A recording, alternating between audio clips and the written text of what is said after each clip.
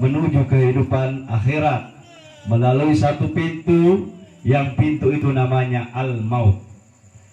Salawat beserta salam kehadirat junjungan kita, panutan kita, teladan kita di dunia sampai di akhirat, baginda Nabi besar Muhammad sallallahu alaihi wasallam beserta keluarganya yang disucikan Allah, beserta para sahabatnya yang dimuliakan Allah, langsung kepada kita umatnya yang senantiasa dirindukan oleh Rasulullah sallallahu alaihi wasallam.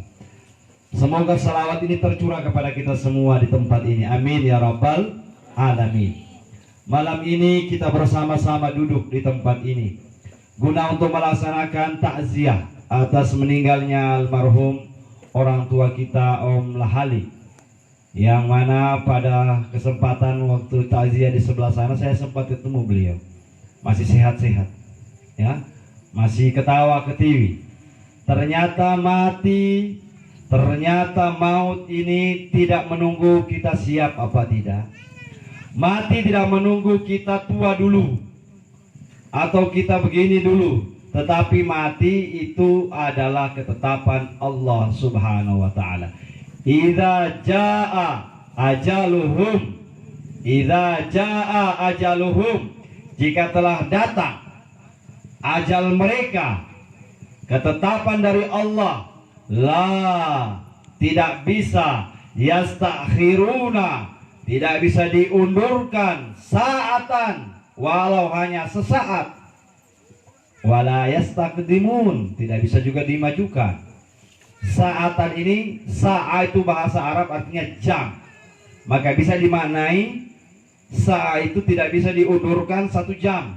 Sa'a juga bisa diartikan waktu, maka tidak bisa diundurkan di waktu yang telah ditetapkan Allah. Kalau Allah tetapkan kita meninggal jam 6 tepat, jam 6.00, jam 6.00, tidak menunggu anaknya belum datang, istrinya masih di pasar, ya, atau keluarga belum kumpul, kenapa sudah meninggal. Inilah ketetapan Allah. Maka kita ini sebenarnya bapak-bapak, ibu-ibu, saudara-saudaraku, dari hari ke hari yang kita tunggu itu cuma 3, ya. Yang kita tunggu setiap hari itu sebenarnya 3 hal saja. Pertama, yang kita tunggu setiap 1 hari itu 5 kali kita tunggu.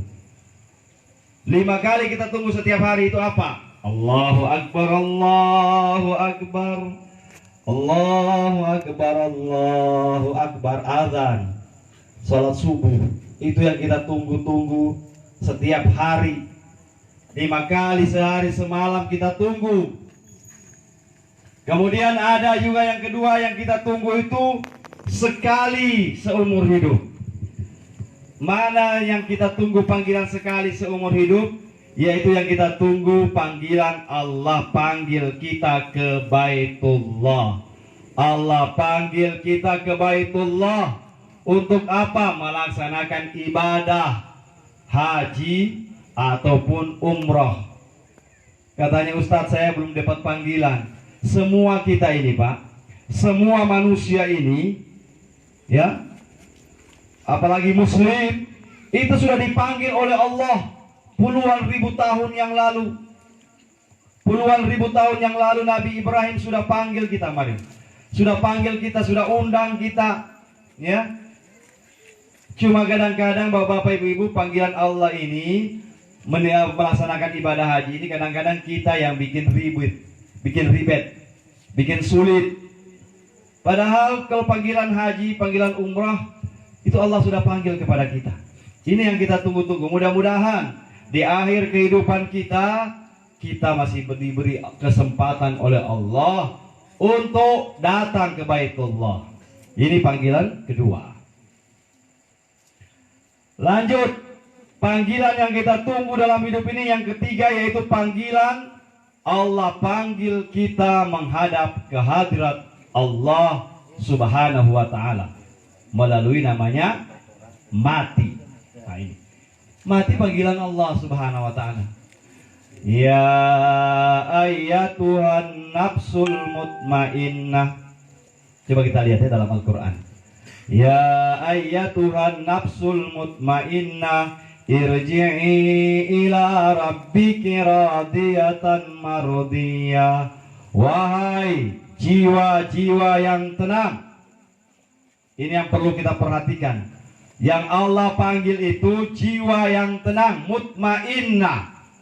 Maka orang meninggal dunia itu yang dibutuhkan ketenangan diri. Maka menciptakan supaya mati tenang, dimulai ketenangan dalam hidup. Kalau kita hidup sehari-hari sudah tidak tenang, itu dipastikan mati tidak tenang juga, Pak. Karena setelan mati itu ketika kita setel dari hidup. Jadi kalau kita tenang dalam hidup, bagaimana cara tenang? Bersyukur kepada Allah Subhanahu wa Ta'ala.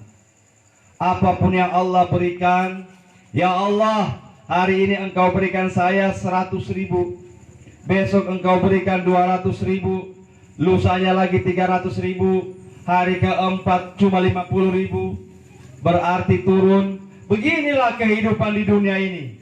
Grafiknya begitu, Pak, turun naik, naik turun, turun naik. Sama kita hidup. Orang berdagang, orang tani, apapun dia profesinya, pasti mengalami yang namanya naik turun dalam hidup ini. Ada yang makanya dibilang dunia ini berputar. Hari ini kaya, besok miskin. Hari ini miskin, mungkin besok kaya lagi. Berputar dunia ini. Mungkin pernah kita dengar ada orang kaya tiba-tiba jatuh bangkrut. Ada orang miskin tiba-tiba OKB, orang kaya baru. Itu sudah aturan Allah Subhanahu wa Ta'ala. Rezeki Allah yang tanggung. Ini yang harus kita taruh. Jangan sangka rezeki itu cuma lewat kerja. Kalau tidak kerja tidak bisa dapat rezeki. Banyak kejadian orang tidak kerja bisa dapat rezeki juga. Cuma kenapa kita disuruh kerja? Kita mencari sebab. Karena Allah berikan rezeki kalau orang ada sebabnya. Tidak mungkin sementara tidur-tidur kita Allah kasih uang 200.000. Kita sementara tidur, tiba-tiba orang taruh di kantong kita 200.000. Tidak mungkin, Pak. Maka dicarilah sebab. Tetapi lima yasha, kepada orang-orang yang Allah kehendaki, sebab itu tidak berlaku. Contoh, saya mau kasih contoh. Ini saya tekankan supaya kita beranggapan, menghapus anggapan di masyarakat, orang kalau dapat rezeki harus kerja. Sebenarnya begini aturan. Ada orang yang tidak Allah berikan kerja tetapi dapat rezeki. Mana contohnya? Kepada orang-orang khusus tentunya. Nah, ibunda Nabi Isa alaihissalam, namanya Maryam, Siti Maryam. Biasa bingung itu. Apa itu Siti, Ustadz?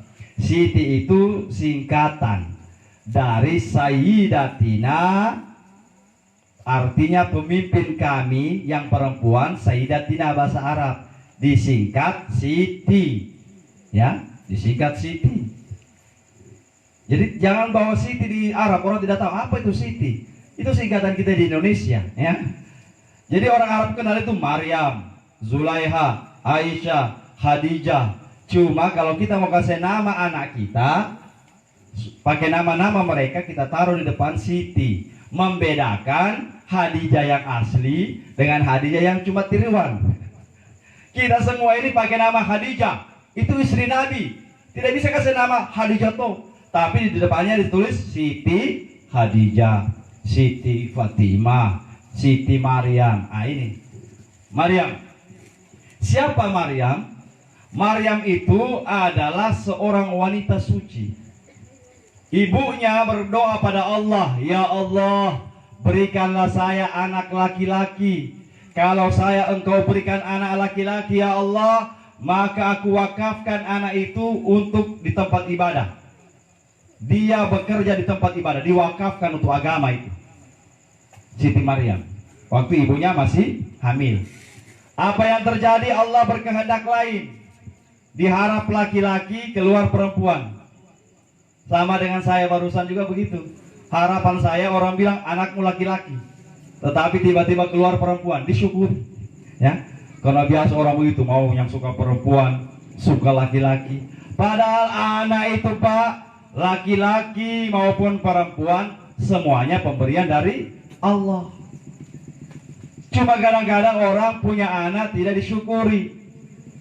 Berapa banyak kasihan orang, Pak, cari dukun, cari dokter, minum obat untuk cari anak, karena Allah tidak kasih anak. Tetapi ada anak orang yang Allah kasih anak, dia buang anaknya. Na'udzubillah min dzalik. Ada orang yang Allah berikan anak, dia larikan anak, dia tinggalkan anaknya. 1 minggu lalu datang di panti sama saya, umur 4 tahun, Pak. Ustadz, bisa bantukan carikan ini ibu angkat. Saya mohon maaf, di panti sini, ini panti asuhan benar, tetapi tidak ada yang 4 tahun, ya. Kenapa 4 tahun belum bisa makan sendiri, belum bisa cuci sendiri? Rata-ratanya sudah SMP. Ya, kalau begitu Ustadz, carikan saya ibu angkat. Saya bilang, bagaimana sejarahnya? Dia bilang begini, saya punya suami dari luar Sulawesi, kawin dengan saya. Begitu kawin dengan saya, ini perempuan orang dari bagian Togean sana. Begitu kawin, punya anak 6 orang, ini bapak langsung lari. Nah, ini betul-betul dia makan gratis namanya. Habis potato lari. Ini banyak ayam-ayam, kalau di Lagu Manado itu ayam bajingan. Habis potato lari.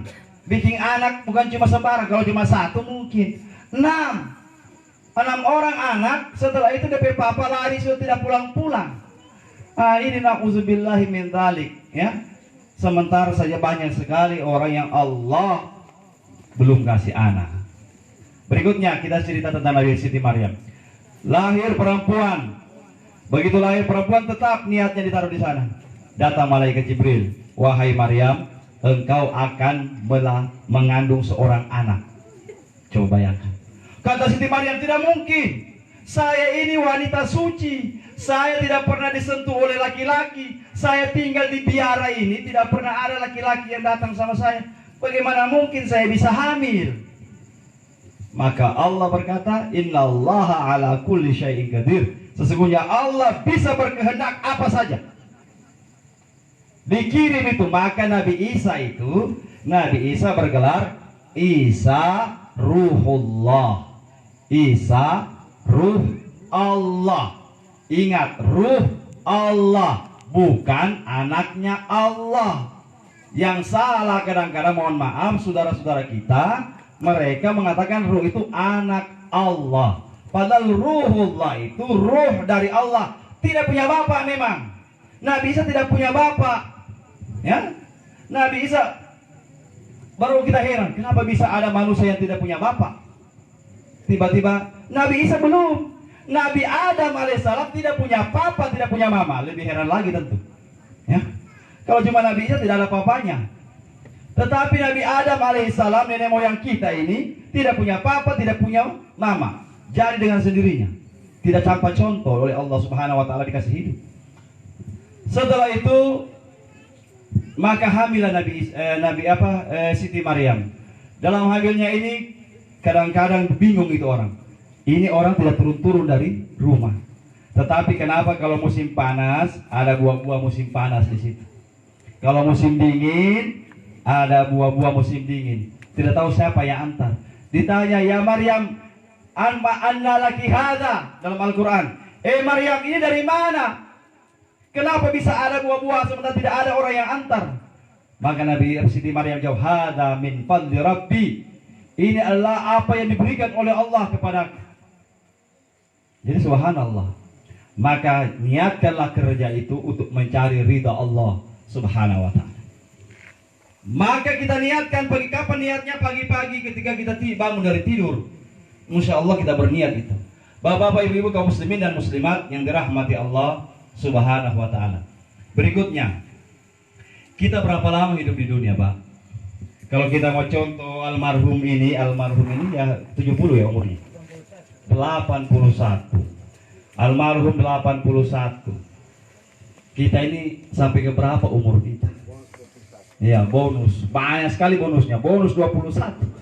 Kata Nabi, umur umatku 60 sampai 70. Itu panen raya. Panen raya. Almarhum ini tak lewat lagi. Kita yang belum sampai situ mudah-mudahan bisa sampai. Tetapi jangan tahu-tahu diri juga lah. Jangan juga minta doa sama Allah panjang betul umur. Allahumma tawil umurana, ya Allah kasih panjang umurku. Kalau perlu 130 tahun. Baru talinga-linga sendiri sudah tidak ada lagi orang kenal. Teman-temannya sudah meninggal semua. Tidak ada lagi orang yang dia kenal karena terlalu panjang umur. Jadi jangan minta panjang umur, maksudnya Allahumma tawil umurana, ya Allah panjangkan umur kami. Tapi panjang umur itu wasahi ajsadana, sehatkan badan kami. Jangan panjang umur saki-saki. Nah itu. Wa nawwir qulubana, terangi hati kami ya Allah. Karena biasanya itu semakin tua umur, semakin jadi anak-anak orang. Kembali. Ya. Jadi kalau orang diberi hidayah oleh Allah, walaupun panjang umurnya, tetap tidak nalinga-linga dia. Tidak kayak jadi anak-anak. Kenapa? Karena dia minta sama Allah. Allahumma tawil umurana wasahi ajsadana wa nawwir qulubana, panjangkan umurku dalam ketaatan. Allahumma ja'alni mahbuban fi qulubil mu'minina wal mu'minat fabashirni wa ballighni bil ghina. Masih memayangkan ya Allah. Jadi kita panjang umur, ya mudah-mudahanlah umur kita ini, kata Nabi, khairun nas, manusia paling baik itu mantala umruhu wa hasuna amalu. Panjang umurnya, baik amalnya. Itu dikenang terus. Kita barusan bangsa Indonesia ini kehilangan salah satu tokoh besar, ya, salah satu bapak demokrasi Indonesia, Pak Baharudin Yusuf Habibie. Ya sampai hari Sabtu terakhir itu ya, Sabtu kita setengah tiang. Pak Baharudin, Pak B.J. Habibie. Saya masih kecil, kita semua ini yang umur-umur saya kalau di sekolah lalu itu selalu dibilang, belajar bagus-bagus supaya jadi apa? Jadi Habibie. Semua cita-cita jadi Habibie. Kenapa jadi Habibie? Mau bikin pesawat. Dan Habibie membuktikan satu-satunya putra Indonesia, satu-satunya kelahiran Indonesia yang bisa membuat pesawat terbang dan menerbangkan pesawat. Tahun 99, kita tahun 95 mungkin kita ingat, pesawat yang pertama terbang buatan Indonesia N250 itu buatannya Pak Habibie. Subhanallah. Ini orang sudah mati tetapi dikenang-kenang terus kebaikannya, disebut-sebut terus kebaikannya, utamanya kebaikan terhadap istrinya. Ya, sampai sekarang itu jadi istilah Ainun dan Habibie. Ya, semua istri mau jadi Ainun juga. Ya, semua suami mau jadi Habibie juga. Maksudnya kalau mau jadi Ainun Habibie, baku sayang dalam rumah tangga, diciptakan dari sekarang, ya. Bukan cuma main-main, itu butuh. Ya. Berikutnya, kita oleh Allah Subhanahu Wa Taala diberikan umur. Taruhlah umur kita 70 tahun. Selama 70 tahun itu apa yang kita perbuat? Maka kita bagi kita punya umur. Dalam umur itu ada untuk keluarga kita. Tidak usahlah umur. 1 kali 24 jam. 24 jam. Coba kita hitung, Pak. Saya di sini mau ingin hitung sama kita semua. Maka disebut hasibu, hitunglah dirimu qabla antu hasabu, sebelum kalian dihitung oleh Allah. Maka kita harus hitung-hitung. 1 kali 24 jam, 24 jam itu berapa jam kita untuk Allah. Kalau kita mau hitung-hitung, Pak, tekor kita, Pak, tekor. Bangun pagi, kita sholat subuh. Taruhlah jam 5, sholat subuh. Tidak ada orang sholat subuh sampai jam 6. Tidak sampai 1 jam. Cuma sekitar 15 menit. Setelah sholat subuh zikir-zikir sedikit, taruhlah. Mulai dari sholat subuh sampai zikir-zikir setengah jam. Setelah itu kita kerja apa? Untuk keluarga kita.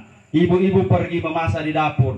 Orang tua laki-laki pergi ke kebun, pergi ke kantor, pergi ke laut, pergi ke sini.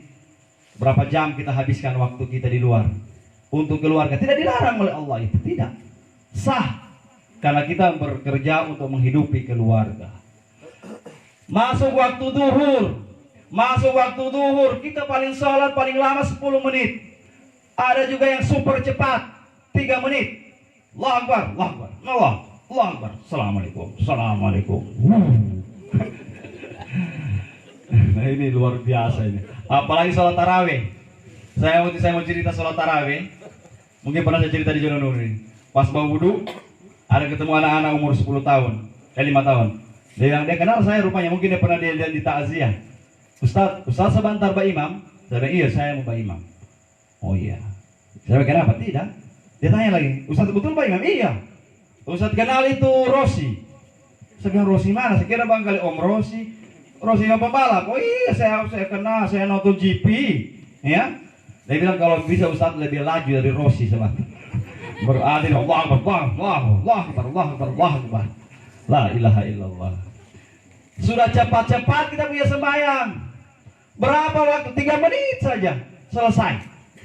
Bekerja lagi, pergi main bola, pergi ini, tidur, istirahat, tidur siang, bangun sore-sore, jam 4 salat asar, 10 menit saja. Cepat. Salat maghrib, salat isya, selesai. Maka kata Nabi SAW, dalam 1 kali 24 jam cari waktu engkau dengan Allah. 1 hari kamu mulai bangun sampai tidur lagi kamu dengan manusia terus. Kapan dengan Allah? Kapan? Maka waktu yang paling tepat itu adalah tengah malam. Wa minal laili fatahajjat bihi nafilatan asa an yab'atsaka rabbuka maqaman mahmuda. Wa minal lail, kalau tengah malam fatahajjat bihi, tahajud kamu kepada Allah. Tahajud dekat dengan Allah tengah malam, bangun jam 12 berwudu. Jangan cuma nonton TV tiap hari. Pegang HP sudah jam 12. Boleh pegang HP, tetapi kalau saya jam 12 bunuh HP. Kalau saya mati sudah TV semuanya. Saatnya kita bersama Allah. Ambil tasbih subhanallah, subhanallah, subhanallah, subhanallah. Astagfirullah, astagfirullah. Karena 1 hari waktu kita dengan manusia, kapan kita dengan Allah, Bu? Kapan? Sementara Allah rindu, kita rindu. Allah itu rindu sama hambanya. Cuma kita kadang tidak balas rindunya Allah. Apa bukti Allah rindu sama kita? Allah kasih sakit kita. Padahal sehat, Allah kasih sakit, Allah kasih jatuh dari motor. Itu sebenarnya teguran Allah kalau kita jatuh dari motor. Bukan marah, astagfirullahaladzim, kenapa saya jatuh lagi, kurang ngajar, setan, apa semua kita mau maki. Sapi dasar, memang orang punya sapi. Padahal sebenar hakikatnya itu, kata Rasulullah, tidak satupun duri yang masuk ke dalam kakimu kecuali itu adalah teguran dari Allah Subhanahu wa taala. Jangankan kita jatuh dari motor, Pak. Duri masuk di kaki kita itu teguran dari Allah, kasih ingat, kamu ingat aku. Fazkuruni, kau ingat aku, kata Allah. Maka ketika kita jatuh, kita tidak bisa kemana-mana.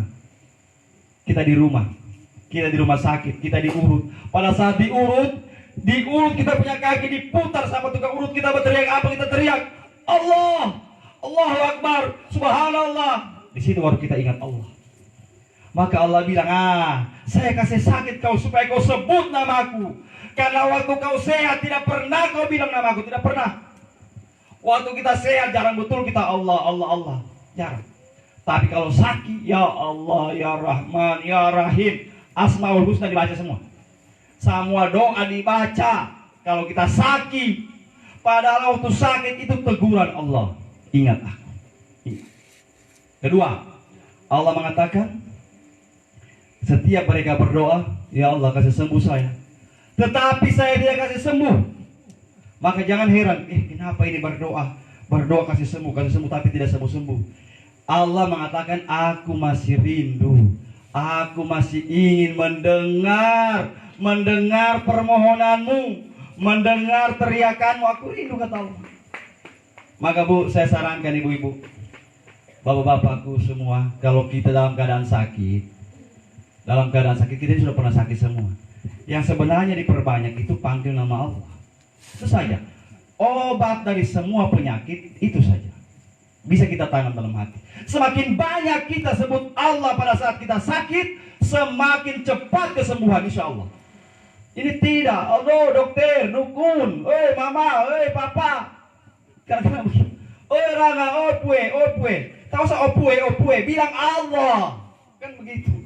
Ya Allah, Allah, ambil tasbih. Allah. Semakin sakit, semakin berteriak itu.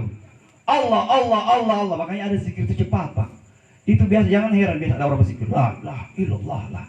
Karena itu pada saat dia sakit, semakin sakit badannya, semakin kuat dia berzikir pada Allah. Sayyidina Ali, saya kasih contoh. Sayyidina Ali ini orang paling berani Pak. Dipanah, tembus dari sini waktu perang. Waktu perang Khaybar. Sayyidina Ali itu tembus panah, baju besi tembus, bayangkan Pak. Bagaimana hebatnya itu yang panah. Ini pakai orang kalau perang di zaman dulu itu pakai baju besi. Dari pakai baju besi tembus sampai di dadanya, tembus sampai di belakang. Coba bayangkan. Hebatnya itu orang yang panah. Apa yang terjadi? Ketika selesai perang, ini Sayyidina Ali berperang dengan ada panah di belakang, di badannya. Selesai perang, menang umat Islam, mau dicabut. Mau dicabut pedang panah ini. Kata Sayyidina Ali, jangan sekarang. Kalau sekarang kamu mau cabut, saya mau bataria. Tidak mampu kamu mau tahan saya punya suara nanti. Bagaimana caranya? Tunggu saya sembahyang. Kalau saya sholat, cabut pada saat saya sholat. Dia berwudu, dia sholat. Allahu Akbar. Pada saat sudah mulai sholat, sudah mulai khusyuk, mulai dicabut pelan-pelan. Semakin dicabut, Bismillahirrahmanirrahim. Semakin dicabut, semakin kuat suaranya Sayyidina Ali bin Abi Thalib.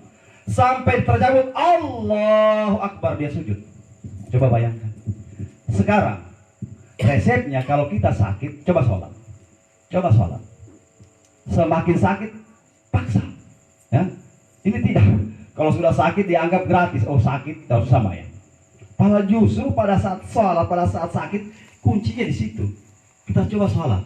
Semakin sakit badan kita, semakin kuat sholat, goyangan badan, semakin kasih kuat zikir kepada Allah.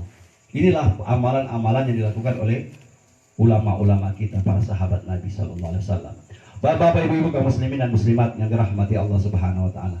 Kita semua mau mati, tidak panjang-panjang ceramah. Kita mau mati, persiapan menghadapi mati. Pertama, perbaiki, orang sebut hablum minallah, hubungan dengan Allah. Apa itu hablun? Hablun itu tali. Tali bahasa Arab. Hablum minallah, tali yang menghubungkan kita dengan Allah. Apa tali itu? Apa tali yang menghubungkan kita dengan Allah? Maka tali itulah napas kita ini. Tidak ada tali. Kalau kita lihat mana tali? Mana tali? Napas kita ini yang naik turun, itu tali yang menghubungkan kita dengan Allah. Maksudnya apa? Setiap hembusan napas kita, setiap napas yang keluar dari hidung kita, yang kita hirup senantiasa kamu ingat sama Allah. Tidak gampang Pak. Tidak gampang. Orang mau bayar kalau seandainya di oksigen di rumah sakit. Orang kalau sehingga mati napas ditaruh oksigen. Itu satu tabung itu berapa harganya? 400.000. Kalau kita mau bayar ini napas, biar orang kaya di dunia ini tidak mampu membayar Pak. Tidak mampu membayar harga napas itu. Nah sekarang Allah kasih kita napas gratis. Tidak bayar. Cuma Allah jadikan itu sebagai tali kita dengan Allah Subhanahu Wa Taala. Maka hablum minallah, maksud yang terkandung di dalamnya, dalam setiap hembusan napas kita, dalam setiap gerakan kita, ingat Allah. Ingat Allah. Itu saja awalnya. Kalau kita sudah ingat Allah, sholat jadi rajin, puasa jadi rajin, ibadah jadi rajin. Kenapa? Ingatan sama Allah. Kenapa sekarang itu sholat? Kenapa saya ini kalau sholat malas-malas sholat? Ingatanmu kepada Allah yang masih kurang. Hablum minallah.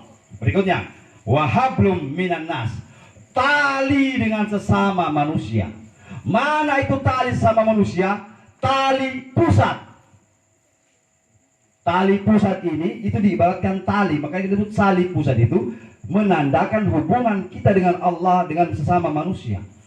Semua punya pusat Pak. Semua punya pusat. Kalau ada manusia tidak punya pusat, ini lain gitu. Ya. Maksudnya kenapa ada pusat berlubang di sini Pak? Kenapa ada bekas pusat itu Allah kasih berlubang?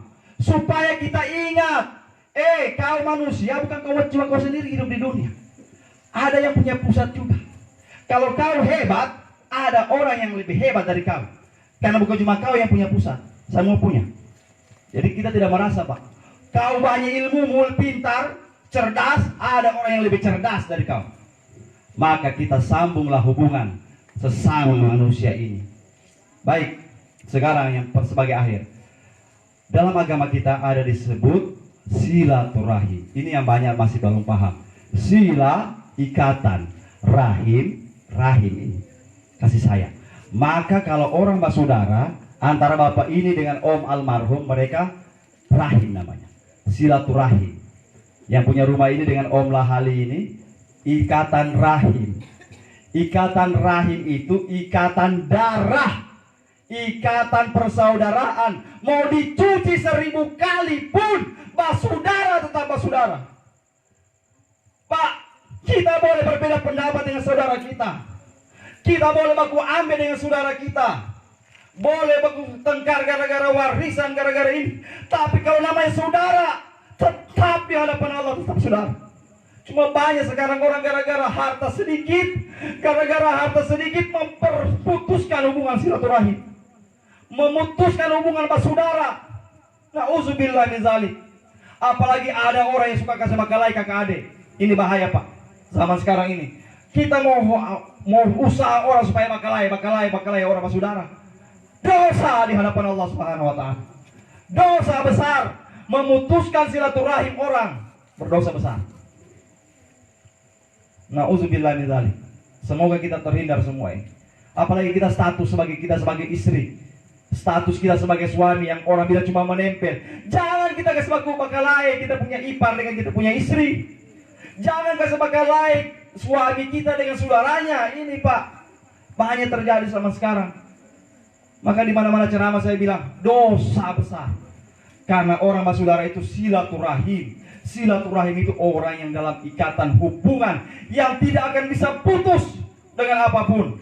Kalau kawin, menikah, bekas istri, bekas suami ada. Tetapi tidak pernah bekas bapak, bekas mama, bekas adik tidak ada. Bekas kakakku tidak ada Pak. Karena itu hubungan yang di sisi Allah ditulis dalam Lauhil Mahfuz. Yang kedua, setelah silaturahim, banyak orang silaturahimnya yang rusak dengan orang baik. Kalau dengan orang apa kebutuhan ini saya kasih. Apalagi yang butuh, yang kalau perlu, kalau kurang nanti datang sama saya. Tapi dengan saudaranya, pelit minta ampun. Dengan orang lain baik, tapi saudaranya bisa mau dipinjam dulu kasihan. Bang kali itu sertifikat saya mau pinjam dulu. Mau pinjam kau punya pakai namamu saya. Dia tidak kasih. Ya Allah, dengan orang lain baik. Dengan saudara sendiri jahatnya minta ampun. Ini kata Nabi SAW, orang yang seperti ini itu yang duluan masuk neraka. Duluan. Karena dia lebih baik dengan orang, tetapi dengan saudara tidak baik. Kasih baik dengan saudara dulu. Tidak usah urus orang punya keluarga. Ya, urus orang punya keluarga, tapi keluarga sendiri tidak bagus. Ini yang pertama.